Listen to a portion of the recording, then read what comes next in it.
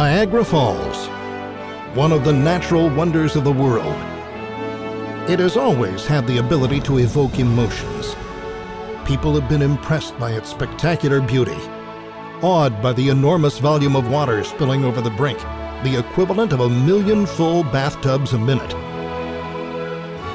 The tremendous roar and the violence of the water as it makes its plunge can be frightening, compelling the viewer to respect these wild waters.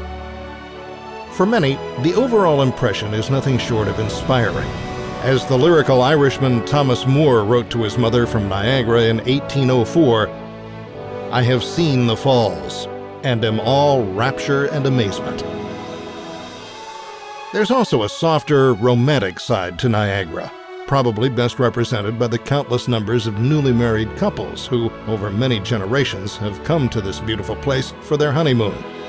For them, Niagara Falls will always have a special place in their hearts and minds. Niagara Falls is one of the most famous and most visited natural spectacles on Earth. The falls straddle the Niagara River, which flows for 35 miles between Lake Erie and Ontario. The falls also straddle the border between Canada and the United States. An important and interesting chapter of the Niagara story tells of the Stunters, Daredevils, those individuals who have deliberately challenged the Horseshoe Falls. The first was a 63-year-old former dance instructor by the name of Annie Edson Taylor, who'd been living in Bay City, Michigan. On October 24, 1901, she went over the falls in a 160-pound wooden barrel and survived. Annie hoped to achieve some fame and fortune from her exploit. She got the fame, at least in Niagara Falls, but the fortune eluded her. She died penniless 20 years later. Since then, 15 other people have copied this type of stunt. Some, like Annie, have used not a barrel, but a large rubber ball, a jet ski, or a kayak. Believe it or not, they've all been tried. Out of the total of 16 people, 11 have survived, 5 have not. A word of warning: stunting on the Niagara River is illegal. If you do manage to survive, you'll be arrested, charged, and have your day in court. There are 3 waterfalls. On the New York State side, there is the American Falls, which is 850 feet wide and drops over 100 feet to great piles of rock at the foot of the cataract. This rock has been broken off the gorge wall over thousands of years. During daytime hours in the summer months, close to 4 million gallons of water spill over the brink every minute. Nearby is lovely Bridal Falls.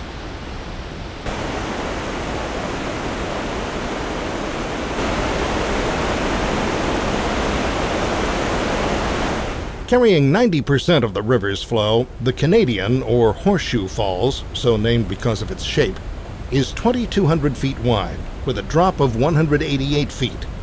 Around 34 million gallons of water flow over the crest of this falls every minute. An ever-present mist and often a beautiful rainbow complement the scene.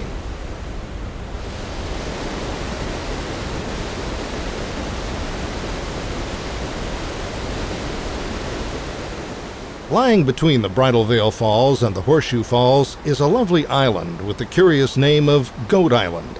It's part of Niagara Falls State Park. Opened in 1885, it's the oldest state park in the United States. Niagara Falls is all about water, and there are a variety of experiences available that allow the visitor to get close to that water, and in some cases, get soaking wet too. For example, on the American side, using a series of wooden platforms situated at different heights, all with connecting steps, you can climb over the rocks at the base of the Bridal Falls. This is known as the Cave of the Winds. The fury of the water and its deafening roar creates an indescribable and memorable experience.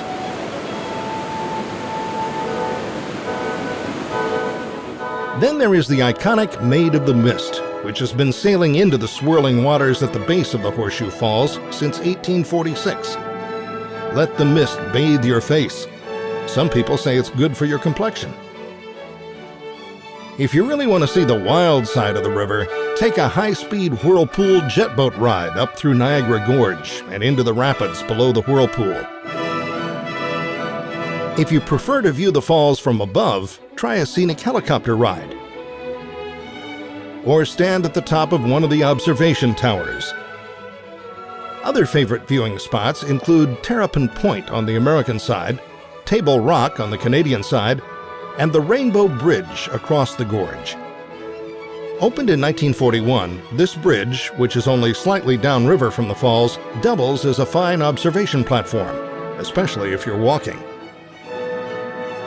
Nighttime at Niagara is an experience unto itself. It's a great time to take a stroll and see the falls in a whole new light.